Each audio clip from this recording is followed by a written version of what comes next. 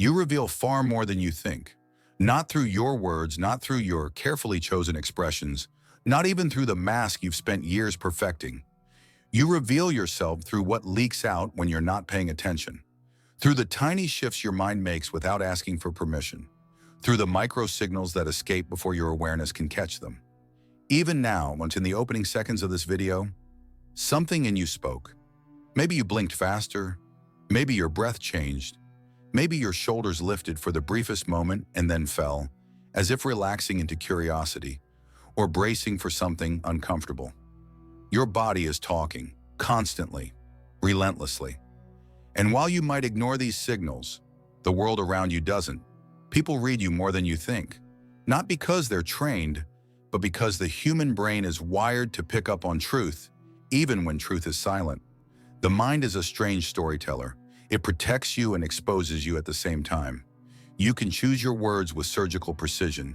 You can rehearse your tone, adjust your posture, or force a smile.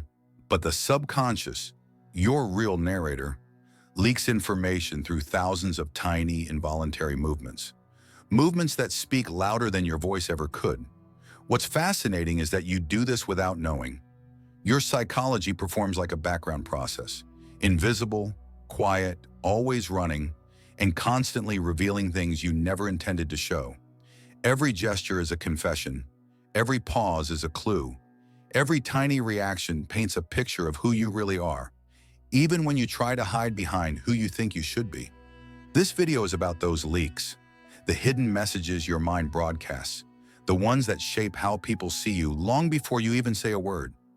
Let's begin with the first betrayer, your eyes. You think you control them, where they look, how long they stay, what they avoid. But the truth is that your eyes make decisions before you consciously choose anything. They react to threat, comfort, curiosity, desire, fear, and memory faster than your brain can translate any of it into language. When you walk into a room, the first thing your eyes do is scan for what matters to you most. Not what's interesting, not what's obvious, what matters. If something feels threatening, your gaze will snap to it instantly. If something feels comforting, your eyes will soften and linger. And if something feels like a reminder of a past version of you, one you'd rather not confront, your eyes will dart away with just a little too much urgency.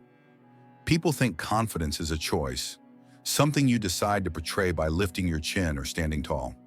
But confidence leaks from your gaze long before posture enters the picture. A confident person's eyes move slowly, deliberately, scanning the environment as if nothing is dangerous. Someone filled with self-doubt, their gaze becomes narrower, more frantic, more reactive. They look around as if expecting something to go wrong. Their breathing shortens. Their eyelids tighten. The world becomes sharper, harsher, louder, even though nothing has changed except their internal state. Your eyes are not just windows to the soul. They're windows to your fears, your desires, and your history. Every micro movement is like a timestamp of your emotional truth. People around you pick up on this subconsciously. They don't think, this person scanned too fast, must be insecure. They just feel it. They sense a mismatch between your words and your physiology, and the human brain is incredibly sensitive to those mismatches. You could say you're fine 1,000 times, but if your eyes tighten, hesitate, or shift away at the wrong moment, people will hear the truth instead. The eyes speak first, the mouth only follows. Your face is a traitor. It leaks emotions even when you swear you're neutral. Micro expressions are those lightning-fast facial movements that erupt before you can hide them, sometimes lasting less than 40 milliseconds. They're so quick that most people can't consciously detect them, but the subconscious notices everything. You've had this moment. You're talking to someone, they force a smile, but something feels off. You can't explain why. You just know the smile didn't match the emotion behind it. That knowing comes from micro expressions. If someone is irritated, even for a fraction of a second, the corners of their mouth tighten downward. If they feel fear, their eyelids rise just a bit too high. If they feel contempt, only one side of the mouth lifts. Happiness is the most faked emotion, but even then, the truth hides in the eyes. A real smile engages the muscles around them. A fake one leaves the eyes cold and detached. Your brain evolved to identify these signals because in ancient times, knowing who was lying, who was scared, or who was hiding aggression meant the difference between life and death. Today it plays out socially, in relationships, friendships, workplaces, and every small moment where people exchange more unspoken meaning than spoken words. You can try as hard as you want to remain stoic, emotionless, unreadable, but your face will betray you every time something matters to you. No matter how deeply you bury it, micro-expressions expose what or who you fear, what you desire but won't admit, who intimidates you, who you secretly dislike, what memory you just try to suppress. And most importantly, when you're lying to yourself, the face is a battlefield between intention and instinct. And instinct always fires first. Most people think they hide their emotions well. They don't. They only hide them from themselves. Your voice lies, but badly. People think words are the story, but the real story is rhythm, breath, pitch, and the tiny cracks between sentences where truth escapes. When you're anxious, your vocal cords tighten. Your breath becomes uneven. You swallow more often, sometimes without realizing you're doing it. And when you're trying to appear confident, you might artificially lower your tone, but you can't fake steady breathing. Confident people breathe slowly. Pretenders don't. Nervousness also changes speed. Some people talk too fast, hoping momentum will hide insecurity. Others slow down too much, trying to sound composed. But the pauses become too calculated. And here's the cruel twist. The voice exposes emotions even before you consciously feel them. Think about the last time someone asked if you were okay, and you said, "I'm fine." Your voice cracked just a little, didn't it? Your tone flattened. Your breath shortened. Your words came out too soft or too sharp. That's because your voice reacts to emotion instantly, long before your brain has time to build a mask. Your voice also reveals social hierarchy. Around dominant people, your pitch rises without permission. Around people you feel superior to, your pitch drops slightly. Around people you're attracted to, your rhythm shifts. You slow down, you soften certain syllables, you unconsciously mirror their speech pattern. You don't notice these things, but everyone else does, even if they can't explain why you suddenly sound different. Your voice is a biography, a confession, a map of your internal world. You can control your words, but your tone tells the truth. Your body is constantly broadcasting emotions you think you're hiding. Not the big signals, not the obvious posture or the exaggerated gestures. Those are easy to control.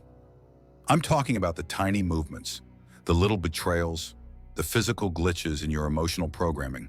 For example, when someone feels threatened, even slightly, their shoulders rise by a few millimeters. Not enough to look scared, just enough to protect the neck. It's instinctive and almost impossible to suppress. When you're uncomfortable with someone, you angle your feet away from them, not your torso. That can be faked. Your feet. They point to where you want to go, not where you pretend to want to stay. And when you're trying to appear relaxed, you might lean back in your chair, but your hands give you away. Hands always reveal tension. They fidget, they squeeze, they touch the face more often, especially around the mouth, the cheeks, and the jawline. Evolution wired us to shield vulnerable areas when we're nervous. Confidence has its own nonverbal signatures too. Confident people don't freeze. They move slowly, deliberately, economically. Their gestures match their words. Their breathing matches their pace. They don't perform confidence, which they inhabit it. Meanwhile, someone trying to fake composure usually overcorrects. They sit too still. They blink too little. They hold their posture as if they're afraid a single movement will expose them. And then there's the micro sway, a barely visible shift in weight when someone hears information they don't like. Their body moves before their face does. Their balance changes for just a moment, a physical flinch of the subconscious. But the simplest, clearest, most honest cue of all? Distance.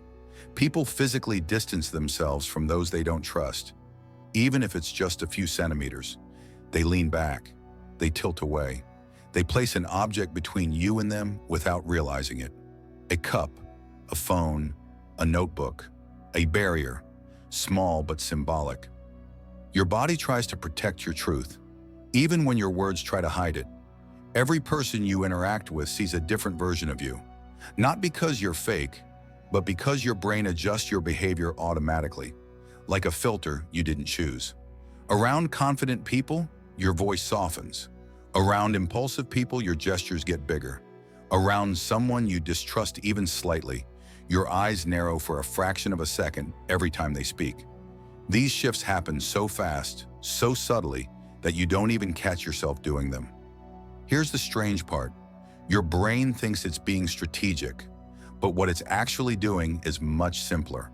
It's trying to keep you safe. When you feel judged, your humor changes. When you feel inferior, your posture shrinks.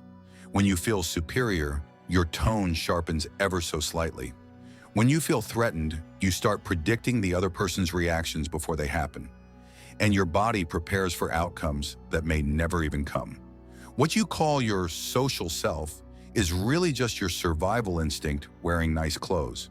You also mirror people far more than you realize. A tilted head, a crossed arm, a half smile, a tapping foot.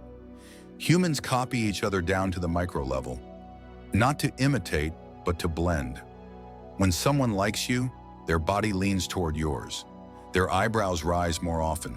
Their gestures become synced with yours in rhythm and cadence. They match your emotional energy like a quiet, invisible dance. When someone does not like you, the synchronization stops.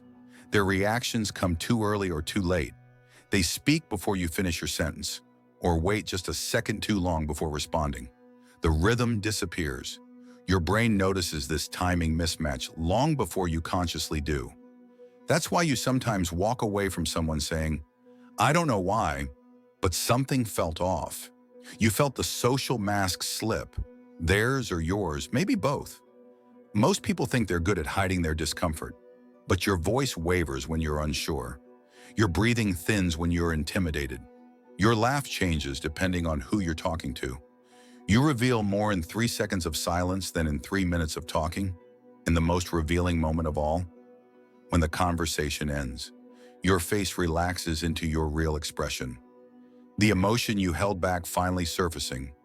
Sometimes relief, sometimes exhaustion, sometimes frustration. That unguarded face, the one you show to no one, is the closest version of you that exists.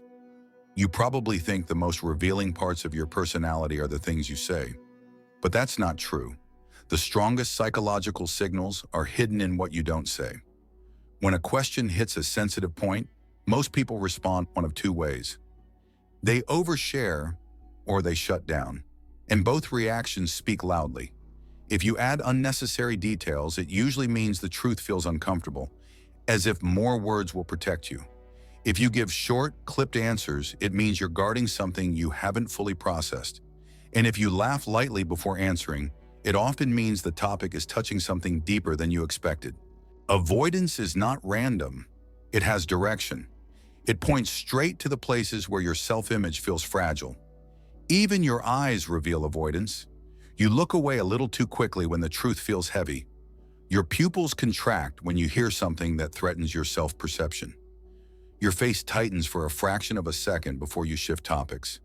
These micro moments expose insecurities you haven't even admitted to yourself. Then there's silence, one of the most misunderstood psychological signals. Silence during a conversation is never neutral. It either expands your power or exposes your fear. People who are anxious rush to fill the gap. People who are insecure explain themselves twice. People who are hiding something become overly careful with their words. But those who are confident, wait. They let silence breathe. They allow the other person to reveal themselves. They hold their posture steady and their gaze soft. This calmness signals a powerful truth. They are not afraid of being seen. But here's the paradox. Silence also reveals your deepest emotional patterns to yourself. If silence makes you uneasy, it might mean you fear your own thoughts. If silence makes you impatient, it might mean you measure your worth through productivity. If silence feels comforting, It means your inner world is a place you trust. Your habits also betray your internal wiring more than you think. You don't check your phone because you're bored. You do it because your mind is searching for a distraction from something unresolved. You don't fidget with your hands without reason. Your body is releasing tension your mind refuses to acknowledge. You don't avoid mirrors accidentally. You avoid them when you feel disconnected from who you think you should be. Even your nighttime behavior reveals you. The conversations you replay, the arguments you imagine, the memories you revisit without choosing to. These mental loops are psychological fingerprints, patterns that show where your emotional weight truly sits. What you chase reveals desire. What you avoid reveals fear. What you repeat reveals identity. You are far less mysterious than you think. Your mind is speaking constantly, in actions, in hesitations, in rituals, in silence, and everyone around you is reading you, even when they don't realize they're reading anything at all. By now, you've probably realized something. You reveal more than you think, and you always have. Your body, your voice, your posture, your habits, your silence. They've all been speaking for years, whether you noticed or not. Most people go through life unaware of these subtle leaks, unaware that their mind is constantly broadcasting emotional truths, unaware that others have been picking up pieces of them in every interaction. But here's the part that matters most. Being readable is not a weakness. Being unaware is. Once you understand the signals you've been leaking, you can change them. Not to manipulate others, but to reclaim yourself. Awareness gives you control. When you notice your shoulders tightening, you can reset them. When you catch yourself shrinking, you can stand tall again. When you hear your voice trembling, you can steady your breath. When you sense avoidance rising, you can choose honesty instead of instinct. You stop reacting and start responding. You stop leaking fear and start communicating intention. You stop being shaped by your past and start shaping your future, because self-awareness isn't about fixing who you are. It's about seeing who you've always been, clearly, fully, honestly. And when you do that, you step into a version of yourself that feels grounded, a version that can look at their own patterns without flinching, a version that acts with intention instead of insecurity, a version that finally feels aligned inside and out. Your mind has been revealing you for a long time. Maybe it's time you listened. And if at any moment during this video you felt something, a memory, a realization, a small shift inside you, then that's not an accident. It means you're ready. Ready to see your own patterns. Ready to understand why you react the way you do. Ready to recognize the signals you've ignored. Ready to change, not by force, but by clarity. Because when unconscious patterns become conscious, you don't just understand yourself, you transform yourself. Now, before you go, do one thing. Hit the like button. Not for me, but as a reminder to yourself that awareness matters. And subscribe, because you've only scratched the surface of your own mind. And there's so much more waiting beneath it.